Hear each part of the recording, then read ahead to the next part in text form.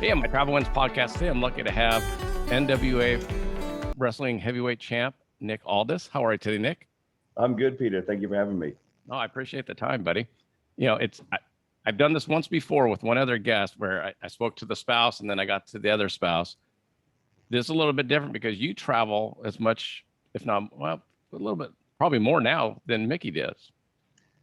Yeah, I guess. Well, I guess now technically that she's just finished up with WWE, but certainly the WWE schedule is Hectic.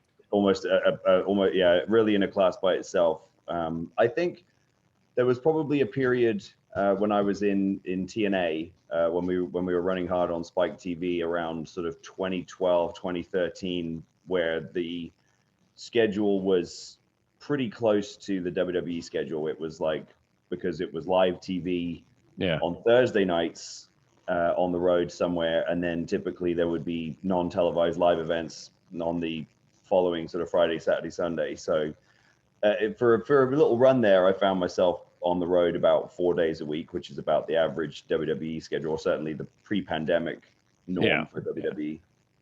Well, that's interesting because now that I guess technically Mickey's now wrestling or just executive producing for NWA. So at least in theory, you should be on the same schedule. Somewhat. Yeah. I mean, obviously there's still third-party bookings. Like, for example, I fly out to Charlotte, North Carolina tomorrow for a convention and a match. And she was here in Nashville. She didn't have to travel very far. She went to the Impact pay-per-view, which was here in Nashville. And she'll have appearances, and I know that she's got a lot of bookings already. I mean, pretty much as soon as she became available, a lot of bookings came in for Comic-Cons and things of that nature, which she's always been very sought after for. So we'll still have, our schedules.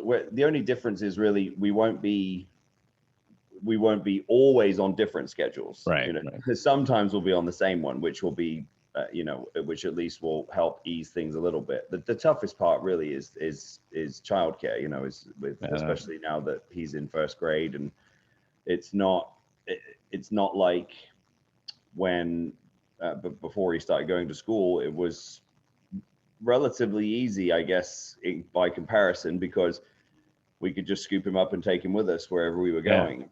Now he's got a schedule too. Yes, right. And obviously his education comes first, and so we have to make a few adjustments. And it's tough because for a long time both of us were able to just focus solely on what we needed to do to be successful. And you have to be like that, obviously, but now your priorities are different. So there are times where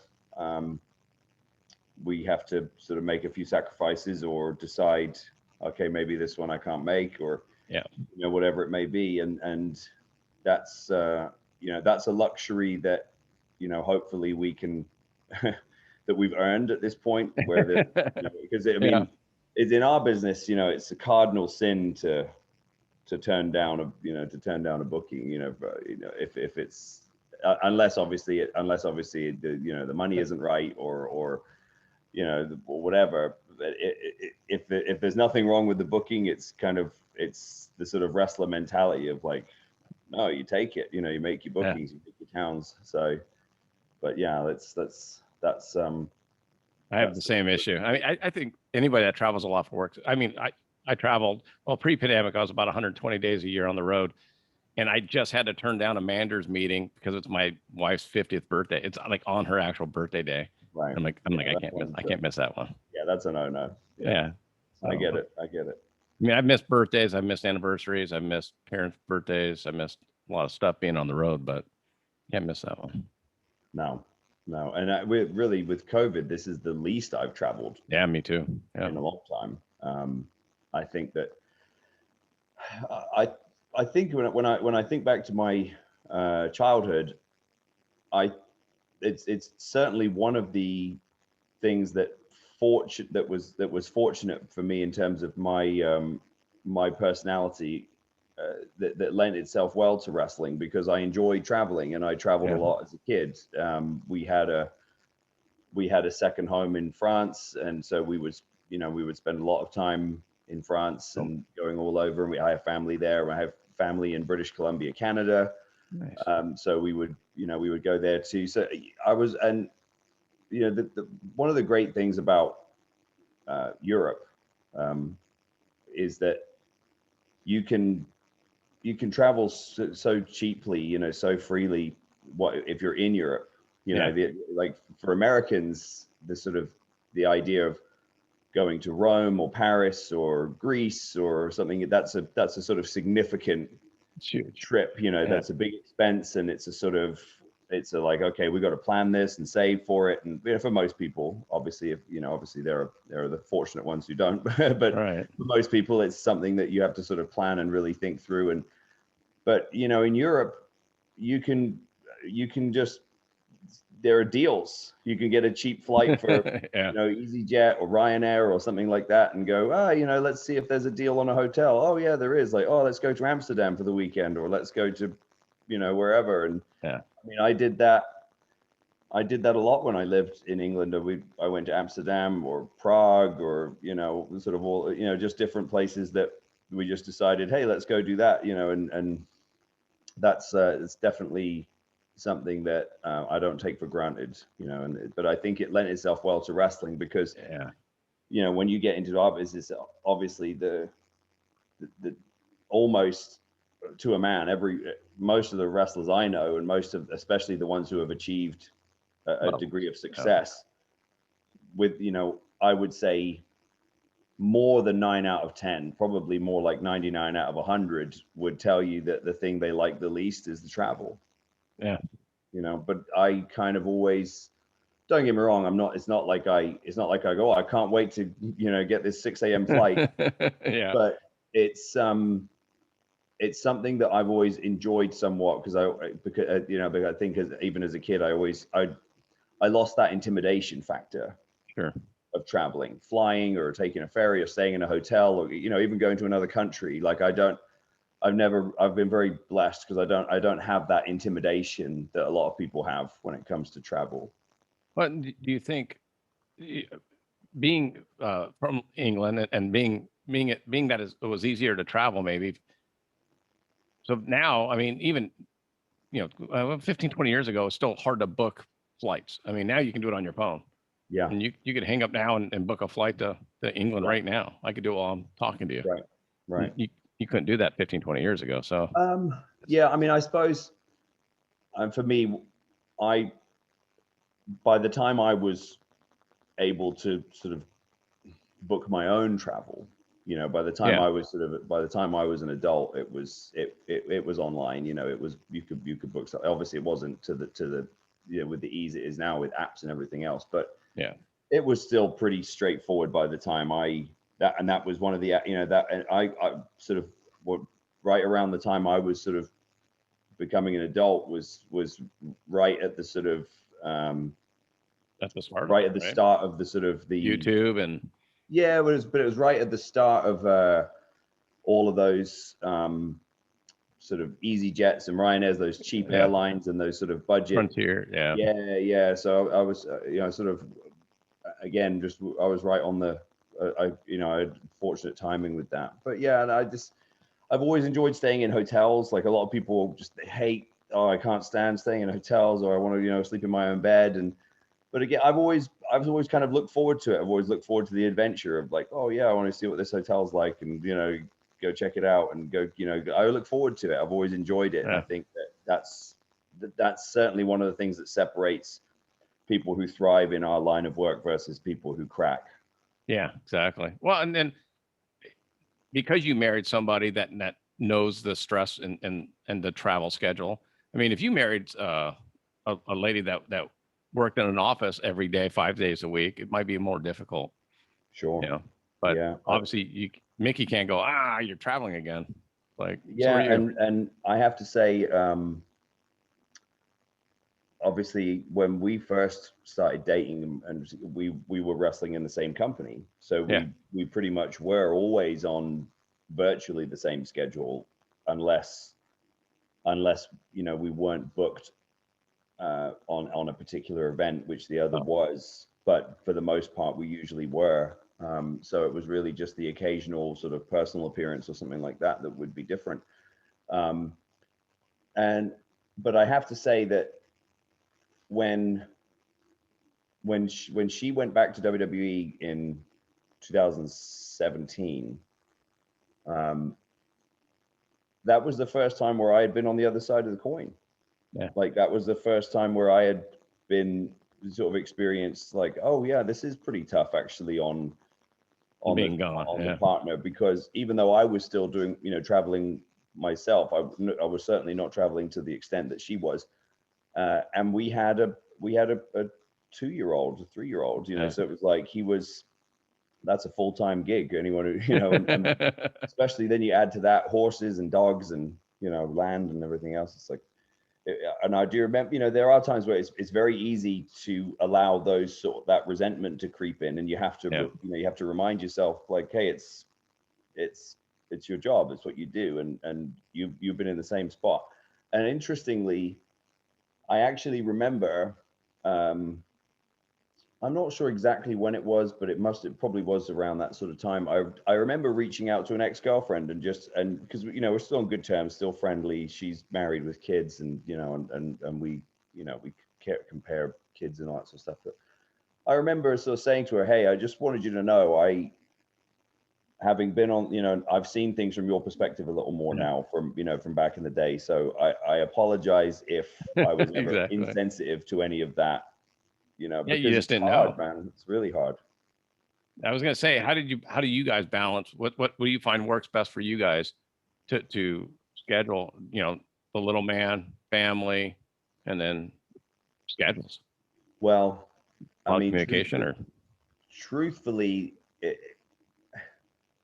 it's just a case of you really have to treat each one on a case-by-case basis, because obviously it's different every time. It's not like we know, okay, every week you're going to be that was the difference with WWE. It was kind of like, no matter what, you knew that Sunday night, even if she wasn't on live events, Sunday night she was gone, because Raw is live on Mondays. So Sunday afternoon until Tuesday afternoon at the very least, she ain't there. And so it's kind of like that. So there was that planning. So, and that actually, in a lot of ways, is helpful, because at least there's a regularity to it. Steady, so you got to have preparation. Now it's sometimes we get caught off guard a little bit now, because again, because it's so fluid, and so it might be a case of like, for example, she had an appearance booked in New York that was actually scheduled for last weekend, and they ended up moving it because of this Impact pay-per-view and that deal. And because the only reason I was so sort of, usually, unless she loops me in on this stuff, it's kind of like she just kind of, we just kind of keep updated with each other's schedules. But the reason I was more keenly aware of this one was because that booking those guys had previously booked me, and that's how they had ended up booking her, because they do these appearances in New York with a store, collectibles and all that stuff. Anyway, so when the Impact thing happened, I remember saying to her, "Well, what's happening with the appearance in New York?"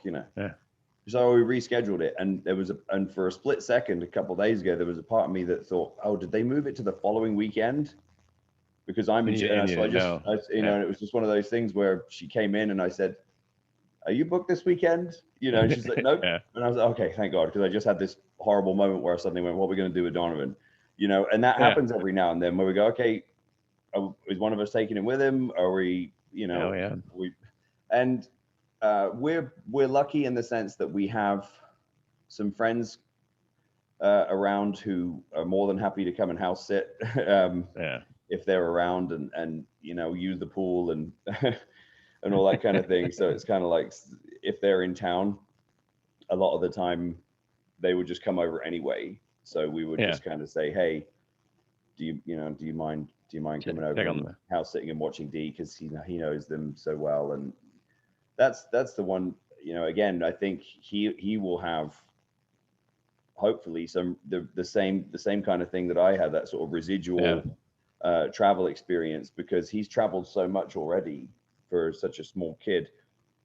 And he's you know, there's one thing that people say to me all the time when we go, they go, God, he's just not fazed by anything. You know, he's not. They'd be like, he's used to it. Yeah, they'd be worried about, oh, is he going to want to have his own thing and this and that? And I said, oh, he'll be right. You know, like, because he's the same way. He looks forward to the adventure, I think, a lot of the time. So, and I think I've definitely, most of the best travelers I've talked to that have children, try to incorporate or take them. And I used to do that with my kids, especially when they're in high school, like summer breaks. It's like, well, you can stay here all day or go with me and we'll go and I'll show you what I do and you can help out. And they just do it. That's totally how I felt. You know, we get asked a lot, obviously, because, you know, fans are so, obviously, they're so passionate about wrestling. You have some good fans. We have very passionate fans. So they go, oh, is he going to be a wrestler? And I go, well, hold on, he's 6, you know, like chill, like I don't know. But he actually came with, we tape our episodic show in Atlanta, and he had come to every set of tapings since the very beginning, until this last, not the last one, but the one before last. It was the first one he didn't go to. And what was so funny was everyone, all the staff who work at the studios, they said, oh, where's Donovan? Where is he? You know, like, oh, we love that guy. And when I've been asked about that, my reasoning for taking him was not because I really want him to be a wrestler. I have no skin in the game, that, you know, with that. But in my mind, if I can extend an opportunity to him to be exposed to a group of people who are very, very passionate about what they do and are really dialed in and like working their butts off and really sort of are really engaged and working together for this singular goal. That's what you want him to pick up happen. That's an energy that I want him to be around, you know, because whether or not it ends up being wrestling or anything else, at least he knows the difference between people who love what they do and people who are doing a job, you know.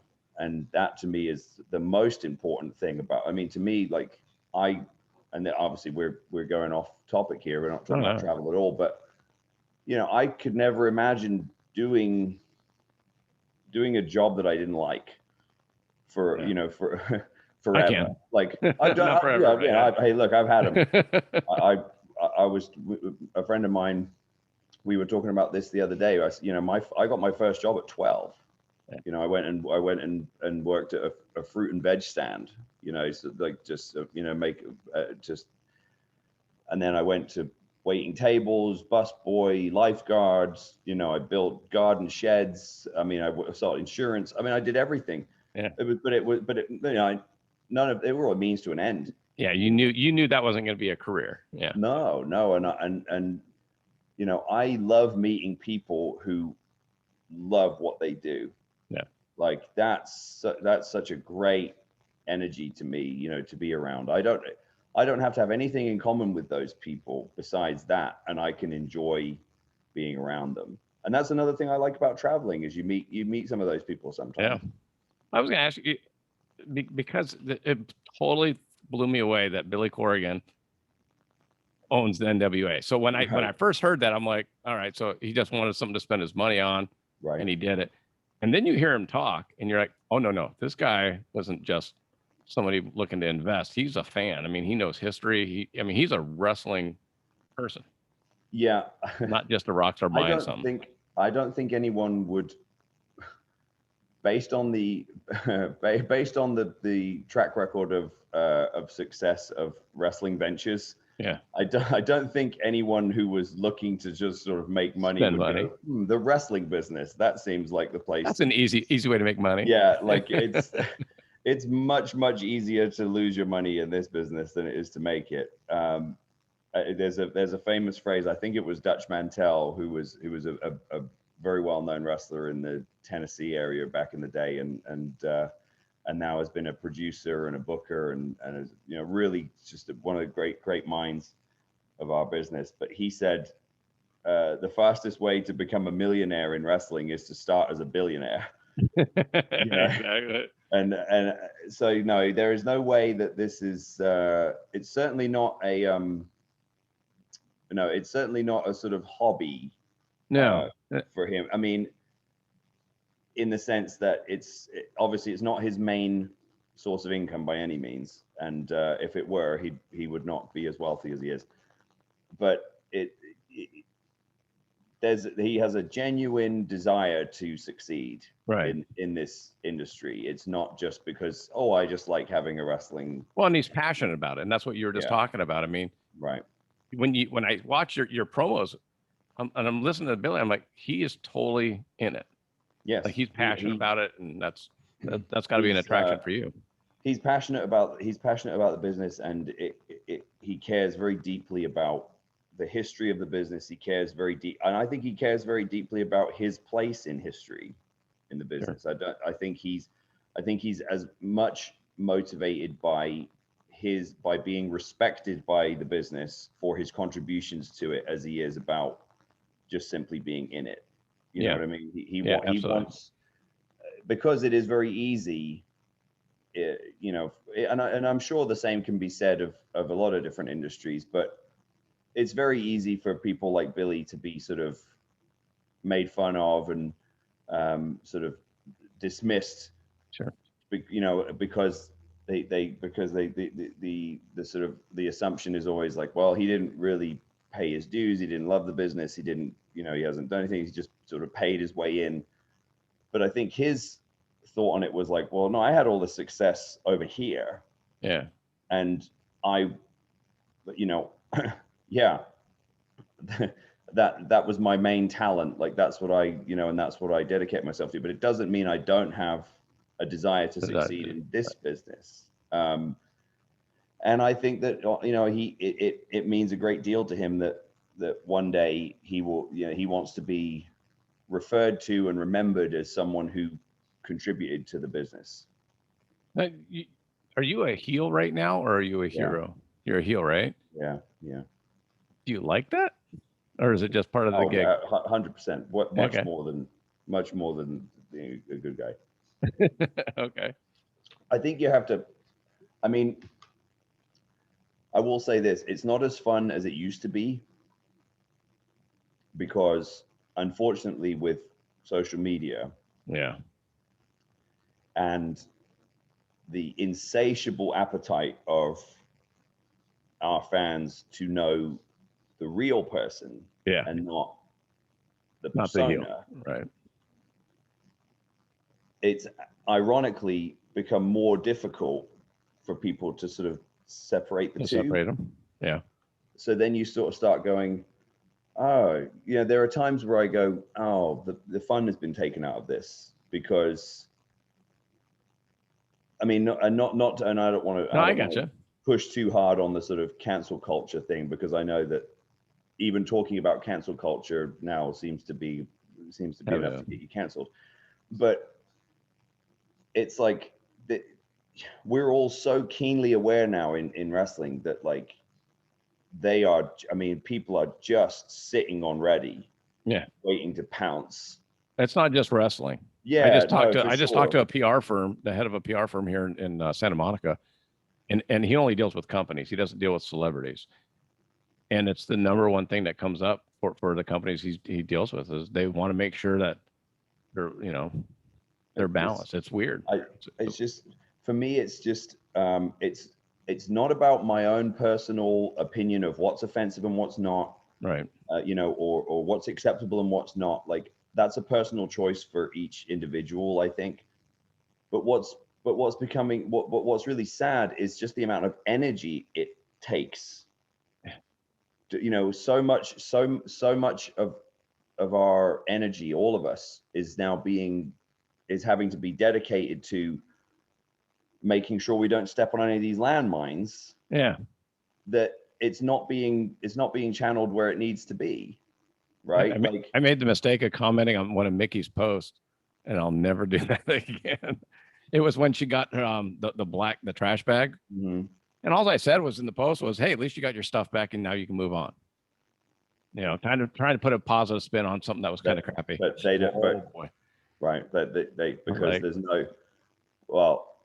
And I got 15 comments, and all of a sudden I'm like, why am I getting all these notifications? I'm like, yeah. I was telling her to move on and just be happy that she got her crap. Right. It's like, wrestling fans are a different world. They are so they're very sensitive, very easily triggered, very, very quick to, and for me, like the hard thing is, there's very little room for discussion anymore. It's very much like, I think this. I disagree. Okay, I hate you and I hope you die. You know, exactly. Like, whoa, okay, yeah. Hold on. You know, like, how did we get from disagreeing on an issue to, you know, personal insults, like, just so quickly? Yeah. And it just like, well, in wrestling too. I mean, I go back and, you know, mid 80s, early 80s, my dad and I used to watch a lot of the wrestlers. You couldn't get away with some of the stuff that they did back then. No. I mean, well, and that's kind of what I'm saying is like, because the business overall has doubled down so hard on everybody going like, hey, yeah, I'm a real person playing a character.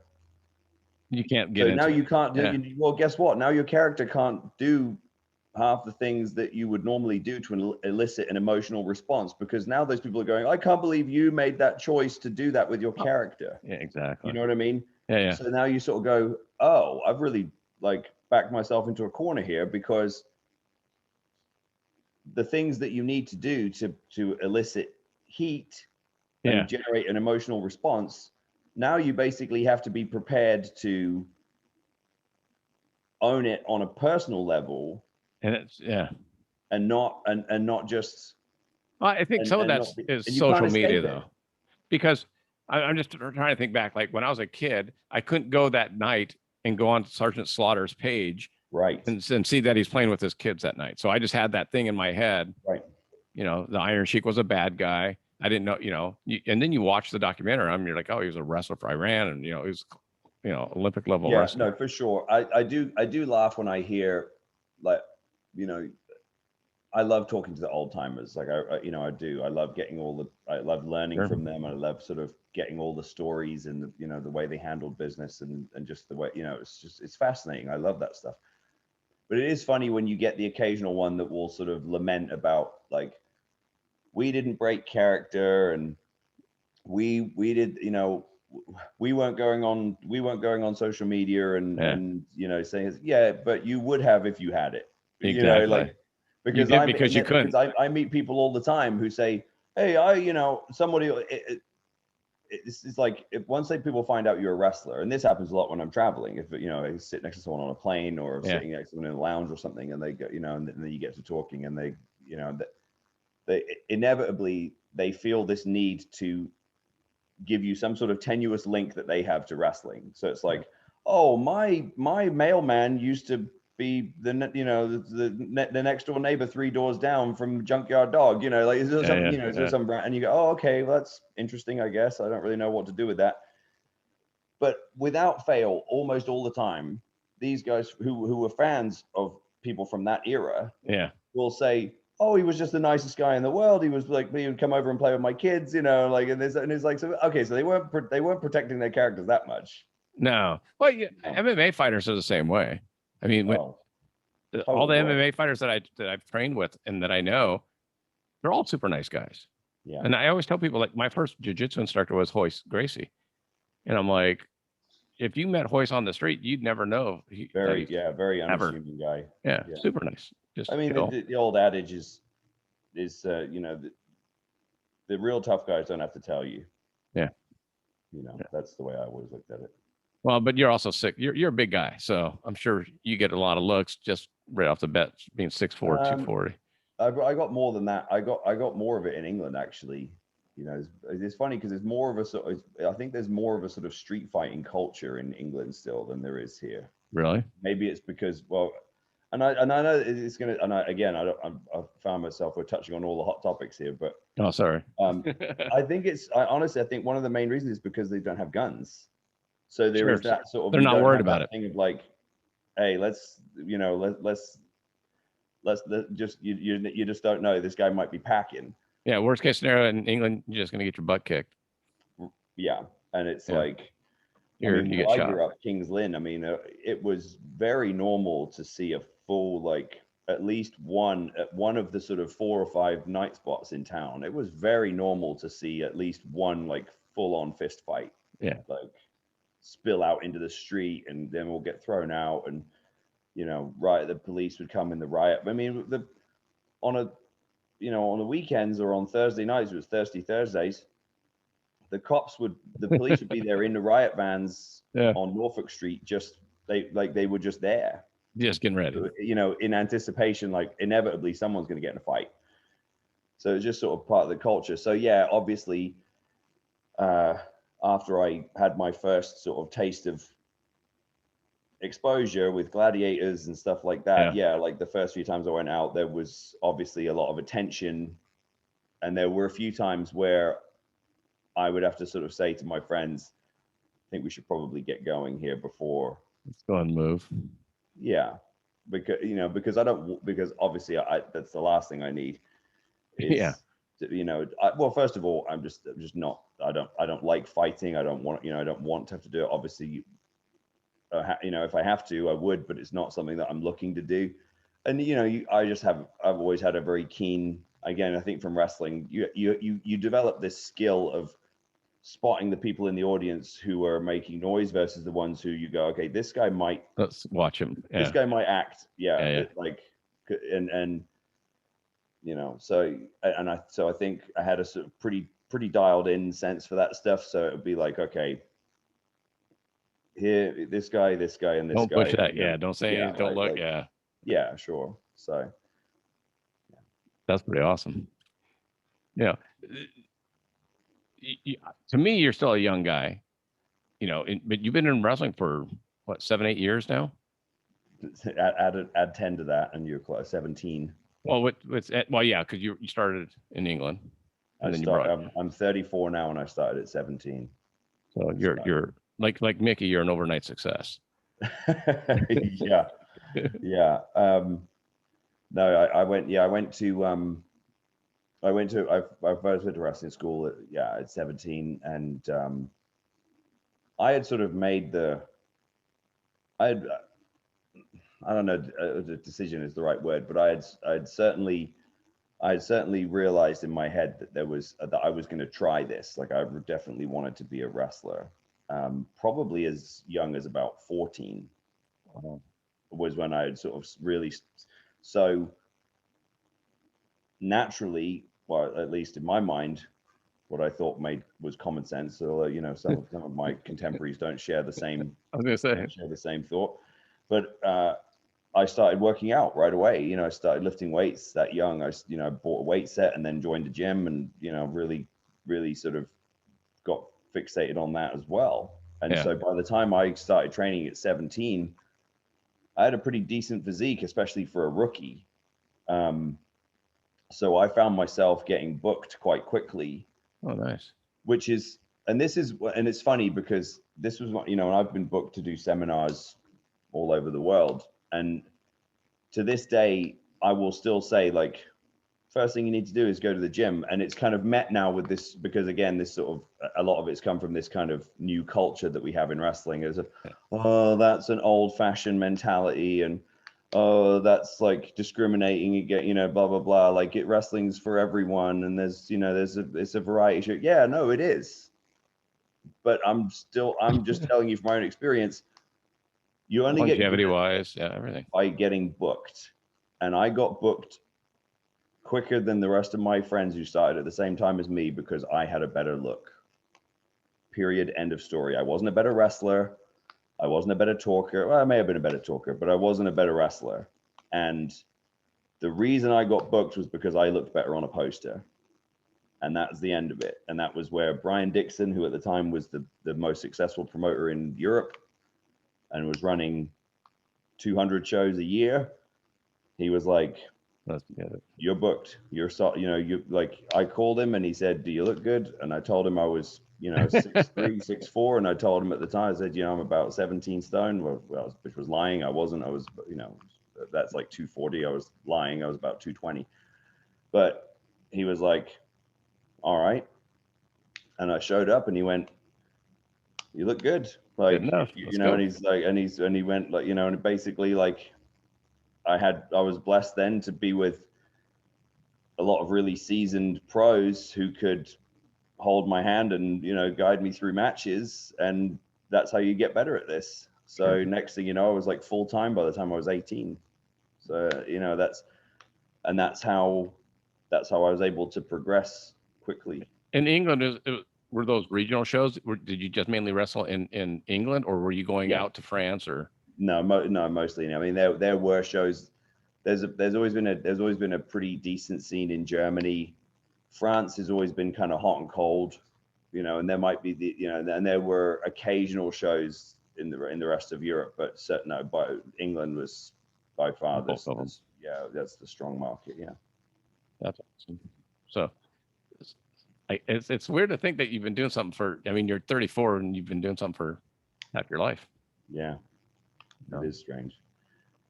Do you foresee staying in it for the remainder and moving more into a management role or promotion? I think I've always, I mean, look, I'm essentially doing that now with the NWA. I mean, I wear a lot of hats unofficially, but I mean, we recently started working with a guy by the name of Will Stager, and Will is, you know, probably the most accomplished person that I've ever worked with in the entertainment business. You know, he was part of the team that developed the WWE Network and then worked for William Morris Endeavor, you know, and now has his own shop and you know, and he sort of referred to me as an executive and I kind of went, you know, and he goes, all right, executive by any other name. So yeah, no, I do. Look, I'm a big believer in the Malcolm Gladwell 10,000 hours. Yeah.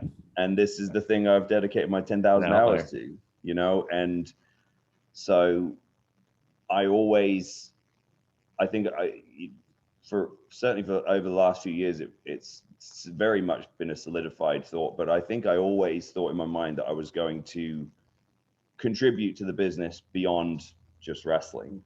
Yeah. Always. So well, you kind of saw the ugly side of it with Mickie. I mean, at some point, you know, are you going to be too old and, you know, not exactly what the promotion wants anymore? And you saw that firsthand. There's a lot more to it than that, but I know what you're saying. I mean, the ugly side of the business is not so much that, it's more about the fact that there is a lot of politics, and you can do everything right. You can have fans, you can be popular, you can draw money, you can be the best performer, and ultimately if the right person behind the scenes arbitrarily just doesn't want you in that position, that's it. And that's a very vulnerable and sort of and WWE is not alone in that. No. In that situation. MMA fighters still very similar. Yeah, no, well, look, and it's the same in all of these. I mean, every promotion I've worked at, there's been eventually someone comes along and you get right away like they're not on, you know, this guy's not on my team, you know. And it happened to me at TNA. I was on the cusp of sort of breaking through as a top guy, and then the next guy that came in, it was like everything was fine to start with, and then it became very apparent that okay, this guy does not want to continue on with that plan, you know, and it's kind of like, you just kind of have to accept it and move on. And I don't know, look, the thing with the wrestling business is, I always say, look, you can't take it personal. You've got to It's hard sometimes. Absolutely, yeah, of course. It's easier said than done, of course. But I've always looked at it as, you need to, if you treat the business the same way that the business treats you, meaning, you know, coming in, that this business has every intention to just run you into the ground, chew you up, spit you out, and get every bit out of you they can to maximize, you know, to make money from you, and then see you later. You just have to have the same mentality. You just have to remember that whenever they talk about the WWE family or the NWA family or the AEW family, or, you know, it's marketing. Yeah. Right. Your family is your family. Right. Like, yeah. You know what I mean? And as long as you, I'm not saying you got to be cynical, but as long as you remember, but it is what it is. Hey man, I'm in this to make as much as I can, get and achieve as much as I can, but get out before I get pushed out. NFL players are the same way. I mean, NFL, you know, the average length of time career in the NFL is like 3.8 years or something like that, 4.2 years. So, you know, at 26, I've talked to 3 NFL players, they're retired. At 27, I'm like, you're not retired. You just you got fired. You need to find a new job. Yeah. You know? But I mean, it's all they've done for 10, 15, 20 years. It defines, and that's another thing too, is, you know, it's very, very easy to let this business define you as a person in all facets of life. And again, that can be very difficult because, in the grand scheme of things, even if you have, unless you're like Hogan or Flair, or, you know, someone who's able to just sort of continue to have this incredible longevity and remain a sort of a relevant kind of iconic figure. But let's face it, that's a rare. Just like the NFL. You know, you're not like that's. You probably want to have some other things that get you going. Yep. You know, for me, it's entrepreneurism. You know, for me, it's getting that thrill of, well, something I started and I own, and it's 100% mine, and I get to decide what happens with it, is turning a profit. That's cool. You know, like I wonder what else. Welcome to my podcast. Right. I mean, I get to control exactly who I'm interviewing, who I'm talking to. Which is one of the reasons why podcasts have exploded, you know, because so many folks have realized, I can build an audience and I can create my own little ecosystem here with advertisers and everything else. And I can determine who I want to partner with and what I want to do. And I can determine, you know, my creative and what direction I want to take this thing. And I can work on it as much or as little as I want to. That's part of your entrepreneurism, and I got to bring it up because it's pretty cool, is your legacy supplements. You know, and that, I know that's, I think, came out in May or June. Well, I launched. I mean, I know you've been working on it for. Yeah, I soft launched the company at the beginning of the year, but really sort of ramped up the marketing around spring. A supplement brand, certainly not the most original idea in the world. So there's a lot of competition. There's a lot of people out there doing it, but again, it was looking at what can I get into that I have a passion for, that I've devoted my 10,000 hours to, because like I said, you know, ironically, I started working out and studying nutrition and bodybuilding and all of that with a means to succeeding in wrestling. but I developed my own unique passion for it in the process. But it was also from a sort of practical standpoint, I wanted to start something that I could take advantage of my existing profile and my existing reach. And again, like I was referring to before, with sort of creating your own ecosystem, instead of starting whatever. It's opening a restaurant or something. Yeah. It's like something that Well, it makes perfect sense. Has a relevance to what I do, and some of the things that have become sort of defining parts of my public persona, personal and professional. And I've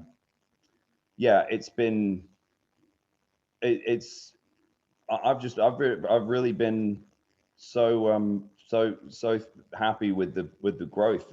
I really had some loose numbers in my head of sort of targets I wanted to reach in terms of sales and email subscribers and things like that, to sort of for brand building. And I really didn't expect even to be profitable for at least 6 months, and I was profitable within 2 months. So it was very encouraging, and now it's getting to, I just got the final artwork and label mock-ups and everything through yesterday for 5 new products that we're getting ready to launch, which they'll be going out probably maybe even this weekend if I can get them loaded up in time. But will some of those be for the female line? The female line we launched with that was one of the, again, trying to turn a negative into a positive. As soon as Mickie was released from her contract with WWE, for me, what was really fascinating was she was emotional about it, but not in the same way that she had been the first time around. She was not devastated because it wasn't her first time around. Yeah, and this time it was more like a sadness of a sort of like anyone experiences when a significant chapter of their life comes to an end. Yeah. You sell a house, it might be emotional, but even if you're moving to a bigger, nicer one, it's still emotional. Still sad about them.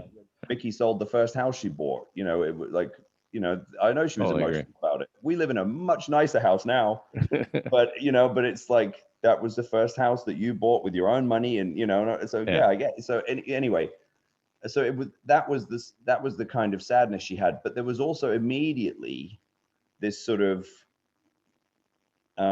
in wrestling they call it, it's taken on a life of its own, but they call it the golden handcuffs, because WWE basically sort of go, you can't do anything. We'll pay you very well, but you can't do anything else. You belong to us, and look, hey, that's the, everyone knows. I'm not saying that as a criticism. No, that's UFC's the same way. UFC, I was going to say, right? NFL's the same way. Hey man, you want to be on the show? Here's what it is. These are the rules, right? Those are the breaks. But the flip side of that is it's not a combative thing to say, oh, I'm so glad to be free. It's just it's just something else to look forward to. Like, hey, cool. Well, I don't have this money coming in anymore, but now I have this freedom to do this, and this. We had wanted to do a women's line because it's a hugely emerging market. Yeah. And obviously, again, with Mickie's reach and her credibility and the fact that, arguably she's in better shape at 41 than she was at 31. Yeah. It's like, man, this is a perfect, basically repeat the same, all of the things that made it work with me are going to be the same with her. But there was this trepidation to it before that, okay, well, I don't want to put all this time and effort and money into launching this women's line and then it gets shut down. WWE are just going to turn and go, you can't post about this, you can't say that. And honestly, we didn't know if they would or not, because it wasn't clearly defined, but it was kind of like, there was some hesitation there. So right away it was like, cool, we can get to work on that. Yeah. And yeah, no, it's, look, I like I said, obviously I've got a hugely long way to go. We had a 2-hour phone call with our accountant today, who basically sat down with me and said, it's time to break this stuff away from Aldis Enterprises. Like it's, it needs to be set up in its own, which it, although obviously it's a major ball ache, it was like, at least it was sort of encouraging, because it's like, because he goes, hey, this thing's starting to move. You got to, you need do to something. separate it. I know the feel. I mean, it's like anything. My podcast was the same way. I started just talking to some friends and wanted to learn about how they were traveling, and all of a sudden it's gaining speed, and you're like, whoa. Yeah. I mean, I'm in the process of setting up a deal with a nationwide retailer, and that was just like, when that whole thing came about, I just couldn't believe it. I was like, what this? And I even said to them in the early conversations, like, just so you know, you're dealing with a one-man operation here. Like, it's, that, like, we're very early in the game here. And they were kind of like, no, that's why we're interested in working with you. That's why we want in now. And that was, again, it was a very good feeling. It's very encouraging, because look, anyone who's listening to this, who runs a business, especially a profitable one, is it's like, the chances are you've probably tried 20 others that have not, have not worked. Or the way you're running it now isn't the way you started running it, because you had to morph and change. Yeah, that's right. That's a very good point as well. Like, there are things that you look back on at the beginning and you go, what was I thinking? Why would I do it like that? But hey, that's self-awareness, and that's, that's all part of it. Yeah, man. I think you guys it's a perfect line though, between having Mickie and you. I mean, obviously I've been taking the product for a little bit, but I'm not quite your bulk yet. Are you thinking about writing another book? To go along. I mean, obviously. Yeah, I mean, I did start working on an ebook, but I would probably just put it out for free. Yeah. And it would be purely to sort of aid, the legacy brand and add value to my customers. Truth be told, as far as I was very proud of the Superstar body that I wrote in 2015, but I didn't make any money on it. Most people don't. Right.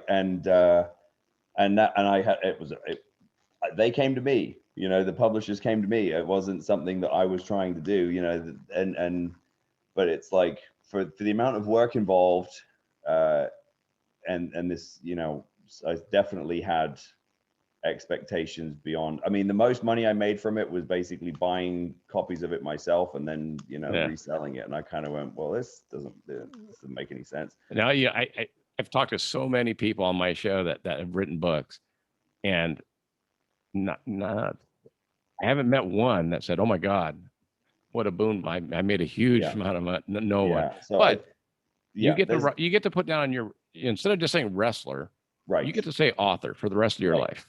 And I was going to say that there are other ways that it can provide a lot of long-term value to you. And obviously one of those is the credibility factor. And I would even go as far as to say that, I don't know how many copies it's sold, but it's in the thousands. It doesn't matter. Yeah. And so no matter, and I do meet people who read the book and told me that it really made a big difference. And for however many people that may be, it's like, I've probably got a customer for life there. Yeah.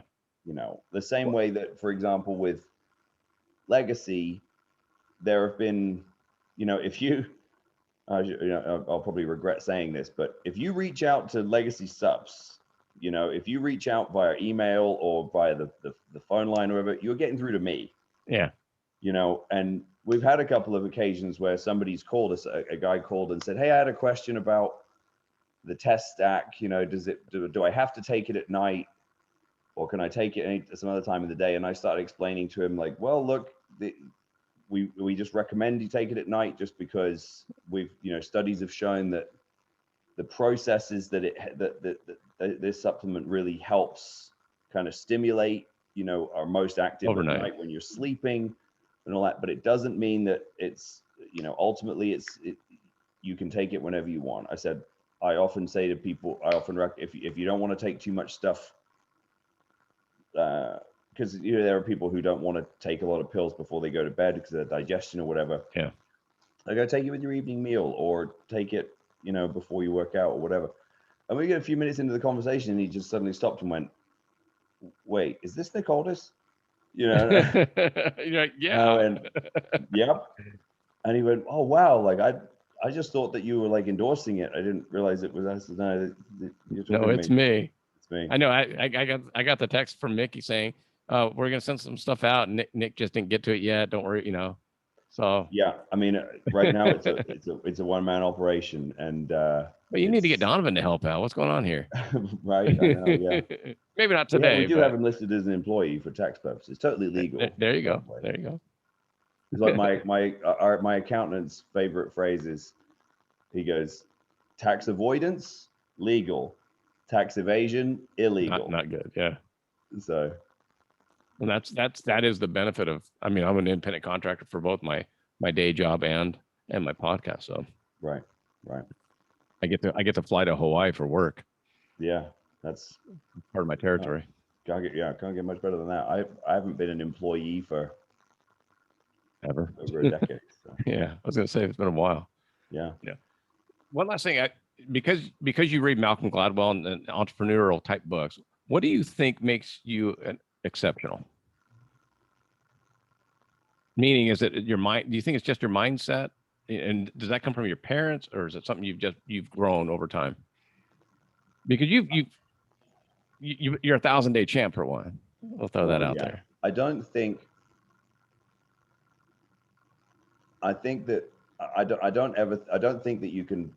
any person can really point to one thing, and say this is why. I do believe that my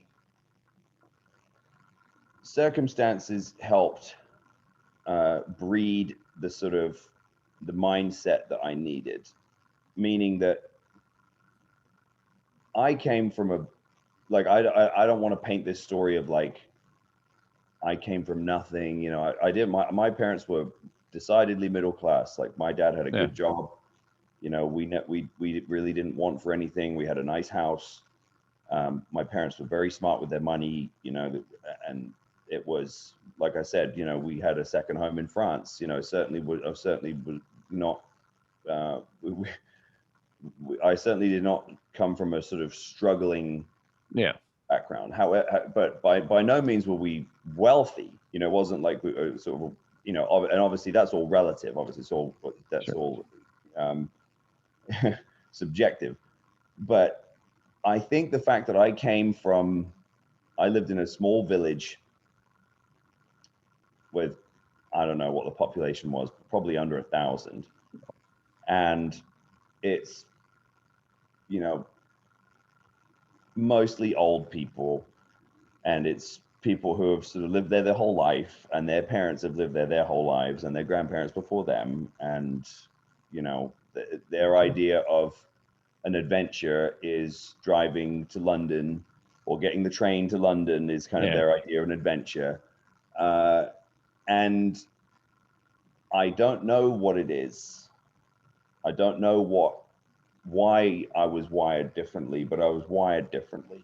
I knew that very early on. I knew when I would watch television, I was always very drawn to America.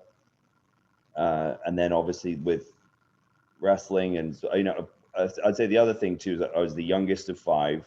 Okay. I was the youngest sibling, so I was very like competitive, scrappy, you know, very much had a chip on my shoulder, wanted to prove myself a lot. But I think it was, I never lost, I never lost that almost childlike sort of belief. I feel like everyone, unless you've been raised unless you've been, you know, been raised really badly, unless you've had a really, you know, been dealt a really shitty hand, you know, and bad parents. I believe that most children have this sort of 100% self-belief. You know, they have this sort of innocence to them where they go, I want to be an astronaut, you know, I want to, you know, fireman or whatever. Right. You know, kids aren't going, well, I would like to be a mid-level manager, you know. I can't wait to sit behind a desk and be it. Yeah. You know, those limiting beliefs come from your environment and from what you're told and from, you know, and what you see, all kinds of things. But you don't start with those. You don't start with those limiting beliefs. And I guess I was fortunate in the sense that I had even less limiting beliefs than an average person. And I think that I remember probably as young as about 9 or 10 years old thinking, I don't fit in around here. Okay. You know what I mean? Yeah. Yeah. I remember thinking, why can't I do that? Were you raised in that one village your whole childhood? Yeah. Yeah. Okay. And I remember thinking, you know, my sort of, whenever I would get asked, and look, I'm moderately successful, you know, like, again, it's all relative, right? But obviously to a lot of people where I come from, the idea that I got on television and then went to America, traveled all over the world, and, you know, been in arenas and all this sort of thing, it seems bizarre to them that, you know, how did this happen? And I was just go, it had to be somebody. Yeah. You know, like I get asked all that stuff. Yeah. People aren't chosen to do this stuff. You know, it's like, it's got to be someone. So it may as well be you. I look at, so my daughter, my youngest daughter, is really the reason why I have my podcast. Because here I am as an adult doing my job, you know, working hard and all that. And then she got offered, she applied for a job right out of high school that she really shouldn't have gotten. And then but she's like, should I apply? And I'm like, yeah. You know, I go, worst case, you know, you get to say you applied there. Hey, they want to interview me. Should I go? And I'm like, yeah. I go, worst case, you get to say you interviewed there. Oh my God, they want to hire me. Should I take the job? I'm like, well, yeah. She goes, well, I don't know that much about it. And I go, well, for one, you're an unpaid intern. It's 2 days a week while you're in college. You know, and it ended up being, she did work there for a year. And it was for a celebrity. It was, and she got to go on tour and all that. And then you kind of go, everyone's like, oh my God, how did she get that job? I'm like, oh, she just applied. Right. And then, so the number one question I get about my podcast is, how did you get these people on your show? And I go, I asked. You just asked. Some say yes and some say no. One of the best things I ever heard, because I've done a small amount of acting, like most wrestlers have. You know, at some point you get offered something, you know, but it's not something I've ever really pursued. And I get asked this a lot. Well, why haven't, you know, you should be in the movies? Like you can just decide. Oh, what phone number do I call for that? Yeah, right. Oh yeah, no, let me call the movies. And but truth be told, early on, I'm not good at auditions. Yeah. You know, it's auditions are just, to me, they're just so awkward, because I think I'm just one of those people where I think, because I was very passionate about what I do, I think I'd been mentally preparing for it for so long that then I had because, you know, to a lot of people, the idea of performing in front of a big room full of people is terrifying. But to me, it's not. Like, when if the place is packed, like, I can't wait to get out there, you know? And so, but you know, an audition where it's awkward and there's like 2 people and a camera, like that's terrible. Oh, brutal. You know, like it's so awkward. You know, I don't want that. It's so embarrassing. So anyway, so I've not. If any acting stuff comes along, it's gonna come by chance. I'll tell you that. It's gonna come because someone offered me the part. It's not, you know.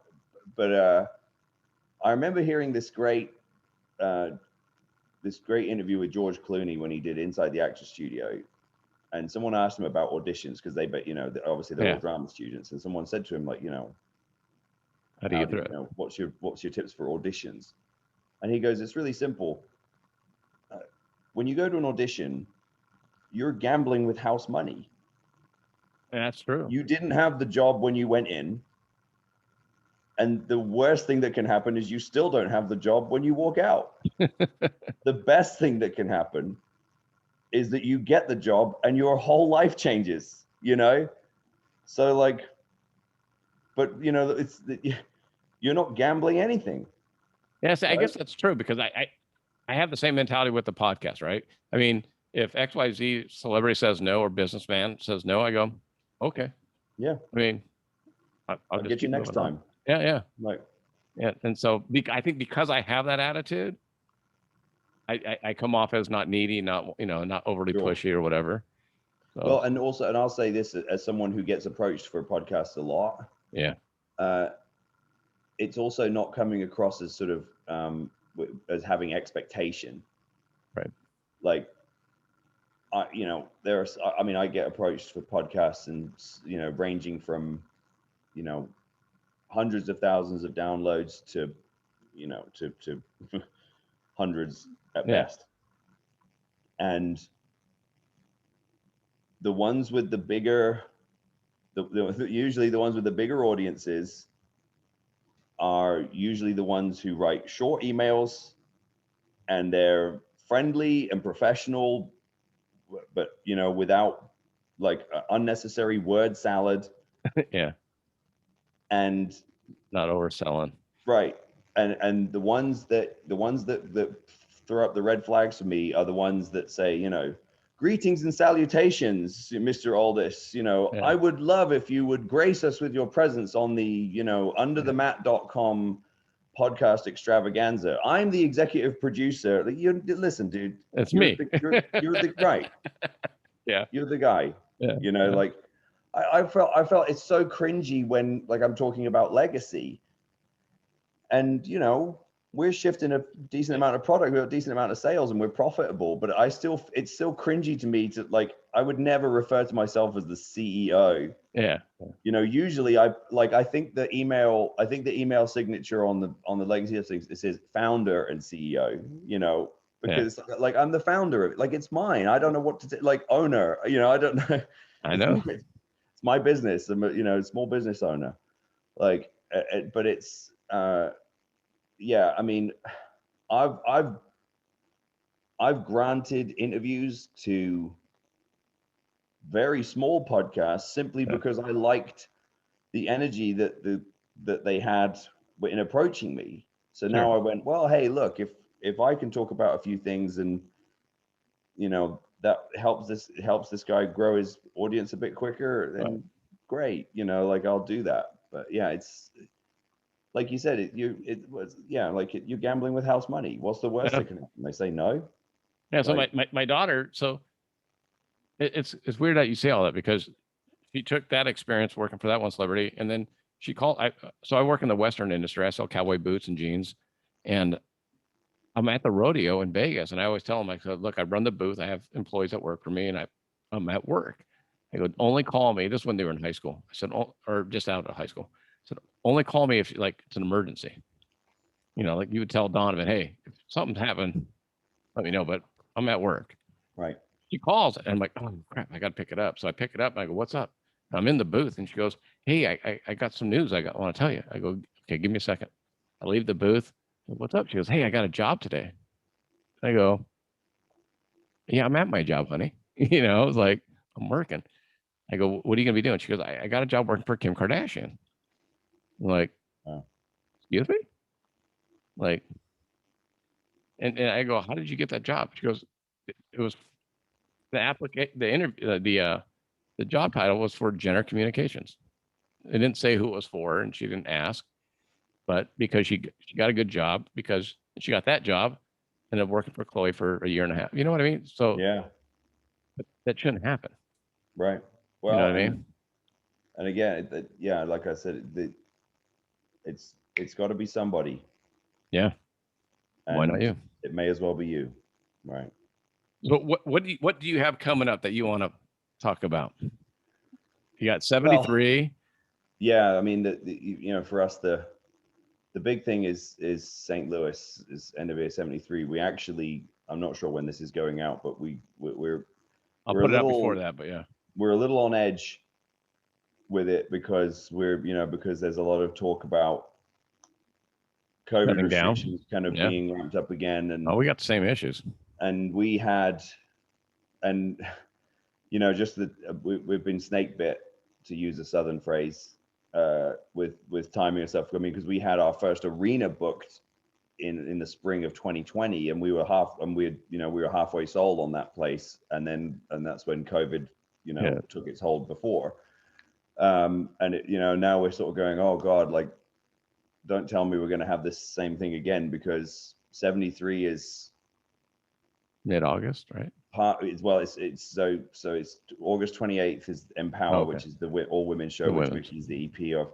73 is August 29th, and then 30th and 31st are the TV tapings. But for 73, at last check, we were past 3/4 sold. So it's like, please, Keep please us open. let's get through this and get this thing done this time. But yeah, that's a big deal for the brand, and for history buffs of wrestling will understand the significance of it, because it's wrestling at the Chase, and that was an iconic television series that ran for decades, out of St. Louis. The Chase, referring to the Chase Park Plaza Hotel, which, by the way, is, God, one of the coolest places I've ever been. And this place has housed presidents and the Rat Pack and Johnny Carson and you name it.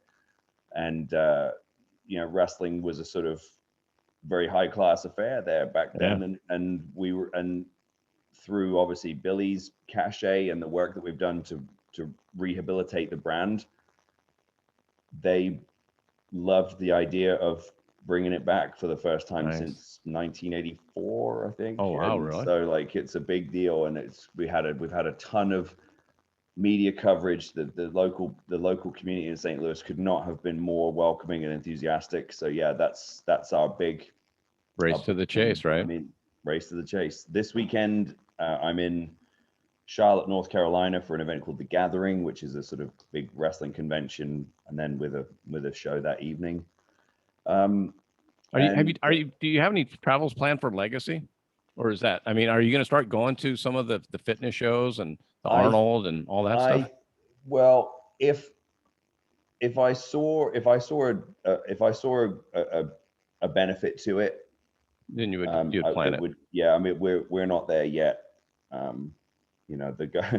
The guys with I would only want to do that if I could have a really definitive presence, and really for it to really be worthwhile. We're not quite there yet. I certainly don't want to. And you got other things going on. Yeah, you don't want to go toe to toe with Muscle Tech and BSN and Muscle Farm and right, stuff like that. But at this stage in the game, that would just be a waste of money. But look, I'm not opposed to it. I personally don't enjoy those things that much. So I think if I was going to set that up, I'd probably send somebody in my place. I did the Arnold. I did the Arnold for TNA. They sent me and Kurt Angle one year, and it was like, yeah, I think it was a sort of weird epiphany I had, because I love bodybuilding and fitness and supplementation and everything, but going to the Arnold, I just was kind of like, it's a different vibe. It was cool to see Arnold, and it was cool to see the show itself, but as far as like the convention, it was just kind of like, walking around with a bunch of meatheads and seeing, just sort of getting samples was kind of like, okay, I've done this. Yeah. This was fun for like an hour, but you should come to the rodeo then in Vegas. Arnold comes almost every year. I've seen him. Oh yeah. He didn't come last year because obviously we were shut down, but 2 years prior, and then it's weird. A lot of celebrities come to the rodeo. Hey, any excuse to come to Vegas is good with me. I love Vegas. Yeah. First 2 weeks, come to the rodeo. I told Mickie we'll get her set up and she could sign some autographs in our booth. And I was gonna say it fits her persona. I'm sure she would track really well there, much better than I would. But hey, you never know. Well, dude, you walk around, you'll be fine. Yeah. And it's fun. Yeah, I've never been to one before, so that would be something new. You've never been to the rodeo? Not that I'm trying to think. Go to the NFR. Make that your first rodeo. Because you'll be like, oh, this is great. I took my daughters there was the first rodeo, and they're like, this is awesome. Fireworks and Reba McEntire singing the national anthem. Man, it's not. I'm like, this ain't all rodeos. Yeah, no, it's not for lack of desire. It's just not something that's ever come up. Yeah. It's the first 2 weeks of December. So okay, you guys have I'll get you into the rodeo. I bet Donovan would love it. Oh, he would. Yeah. All right. He would have a blast. And because they have the rodeo clowns. Like, I don't enjoy it because it's 16 days of straight work for me. Yeah. So I go there 4 days. We set up last time was 13 different booths in 4 locations. So we're setting all those up, and then we work 10 straight days, and then a couple of days to tear down. It's like I just want to go home. Right. So, I get you. That's how I'll feel after St. Louis for sure. Yeah, exactly. All this, months of planning and but hey, that's the difference between having the passion for this industry as a fan and as a contributor, because you have to understand, like, hey, now you have to have the desire to make other people feel the way you felt when you were a kid or when you were just a fan. Yeah. And that's I have that talk all the time. There's a reggae singer, Maxi Priest. Yeah. And so he's been nominated 3 times for Grammys. And we talked like when he was growing up in England. He's England born. Mickie Priest is, yeah. And we talked about when he went and saw Bob Marley for the first time. And he just sat there and I said, well, now that's you. I said, now you have the young kids at your concerts watching you and how you are and how much joy you bring to it. So now you're going to be the Bob Marley for people. Yeah. And you're similar for you. I mean, I'm sure there's a lot of teenage boys that go to your shows and they're like, I want to be like that guy. Yeah, it's funny because and the sad thing is it makes me feel old. Is that I've a few of them and they're wrestlers now. Just wait. Yeah. When I see all the NFL players and I'm like, oh, they're all younger than my daughters, and I'm like, oh my god. Wow. Yeah. That guy made just got a $50 million contract. He's 22. Like what? Yeah. The Premier League's even younger than that. I know. Kids are playing like 18, 19, and it's like he's in his prime. What am I in? Yeah.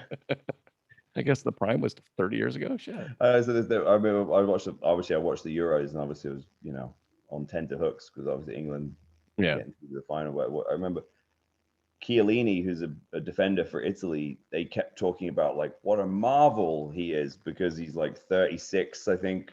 Yeah. And still playing. Yeah. They're going like, God, it's unbelievable that he's still able to play at this level, at 36. You're like, yeah. Well, yeah, but then I'll go outside and do like Donovan will say, let's race, and I'll do like a foot race with Donovan down the driveway, and I'll go, yeah, no, I know. I still got it. Oh, just wait. Everything hurts. Just wait, my friend. I started jiu-jitsu in my mid-30s. I'm in my mid-50s now.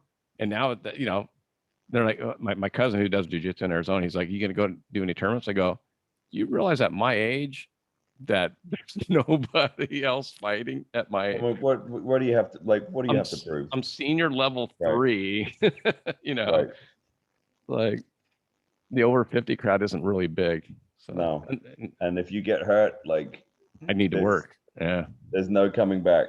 Like, I come home with scars and stuff on my head and all that. My wife's like, you have a job, right? And I'm like, yeah I know. Yeah. But we're all getting there. So what's the best way for my listeners to find out what you have coming up? What's the best way for them to follow you? How do you like that? I'm afraid I'm somewhat old school. I'm still on Twitter and Instagram mostly. Twitter. Is that old school? Well, I'm not doing TikTok. Oh, you will. Everyone keeps telling me you got to get TikTok now. I'm going to. Do I though? Do I really have to do it? Like, do I even need Twitter? I don't. Do you know? But my new goal, Peter, is I want to become successful enough where I don't need to have Twitter anymore. That's my new goal. Okay. I want to become successful enough where I go, I'm getting rid of my Twitter. I don't. Who gives a shit? Anyway, yeah, Twitter at real Nick Aldis. I'm verified on Twitter, and then on Instagram, I'm just at Nick Aldis. I'm verified on that as well. I used to have at Nick Aldis on Twitter because I was new to the game then, because I was young, you know. But then I was working for TNA, and they wanted me to use my name in TNA, which was Magnus. So then I changed it, and then of course somebody else takes the other one because you can't keep your. So yeah, real Nick Aldis on Twitter. Perfect. Nick Aldis on Instagram, verified on both. What about how should people check out Legacy? LegacySups.com, LEGACYSUPPS.com. Like I said, we've got our bestseller is the Test Booster, Test X9, and T Assist. That test stack has really had some fantastic feedback. And the sleep aid Recovery PM, that's really, I mean, that's something that everyone should consider, even, you know, whether they work out or not, whether they're interested in bodybuilding and all that kind of thing or not, because if you can get a better night's sleep, everything else will fall into place. I promise you that. And this and Recovery PM is, I mean, certainly the most effective sleep aid I've ever used, and really, really pleased with it. That's the one I think business travelers would be interested in. 100%. Because the jet lag and the time difference, and I was very keen to make sure that the blend was more than just melatonin. Yes, there is melatonin in there, but it's melatonin and a lot of different natural sedatives, as well as just the sleep aid. So that, because sometimes if you're very stressed out, or you've got a lot going on, or like you said, you're jet lagged and your body clock's all screwed up, if you take melatonin, you can sort of have quite agitated sleep. And the next thing you know is you got some sleep, but then you're still, you know, it's not you were kind of groggy. And whereas with Recovery PM, we've made sure to include things like 5-HTP and, you know, tryptophan and ashwagandha and things that help you actually calm down as well. Tryptophan, that's the Thanksgiving. Yeah, right. Turkey tired. So it's like, it's a way for you to fall asleep naturally and stay asleep. And it's, God, if you combine that with the test boosters and, you know, a good night's and you know, good diet and some exercise and stuff, you'll feel brand new, I promise you. But the women's line is out now as well. Her Legacy, Mickey's developed all those products. There's some all stuff that's, and you guys formulas you're really formulating this. I mean, this isn't like you said earlier, this isn't something you're just putting Mickey's name on or your name on. I mean, this is stuff we're choosing the formulas with the lab, and working them through and all that. And yeah, these particular formulas are designed specifically with women in mind for what they need, you know, to sort of optimize their estrogen and optimize their health, and obviously you know, women need certain nutrients in different amounts to men and things like that. And then the new stuff we've got coming out is I'm very excited about. We've got a collagen product coming out. Oh, nice. Which is going to be, you know, obviously for your hair, skin, and nails and bones and all that kind of thing. We've got a nootropic coming out, which is going to help your cognitive function and memory. We've got an immune booster, which is all derived from different mushroom extracts, which have been proven to really have really significant effects on your immune system. A full spectrum, like men's multi, like vitamin and mineral complex, like just basically like hey, if you take nothing else, take this.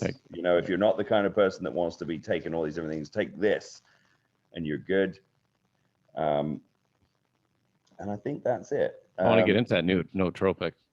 Yeah, nootropics. So that's the way forward, and I worked with a couple of companies who were kind of at the forefront of that, like Natural Stacks and Bulletproof and stuff like that early on. So I've had a pretty good sort of lead in to that. Yeah, and I'm very, very excited about those. I think that I'm hoping they're going to be really well received. So, and I already have, for my listeners, I already have the Legacy link on my front page, so they can get to that, and then I'll include all the links for all the Nick Aldis stuff.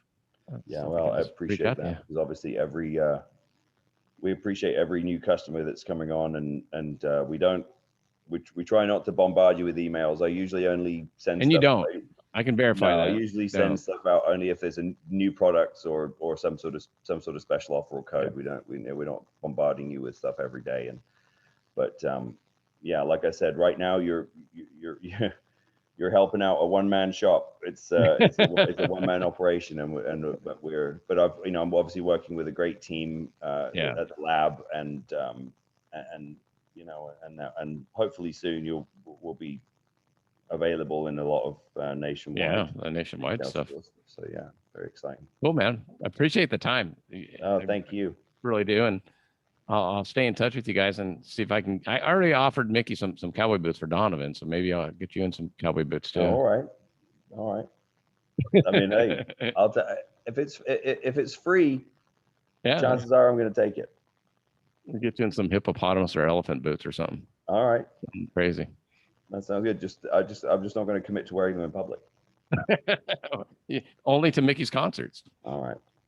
I appreciate it. I'm appreciate it, Nick. Concerts. I wasn't sure where you were going with that. No. Definitely concerts. All right. I appreciate it. Thanks, bud. Take care of yourself. Thanks, Nick.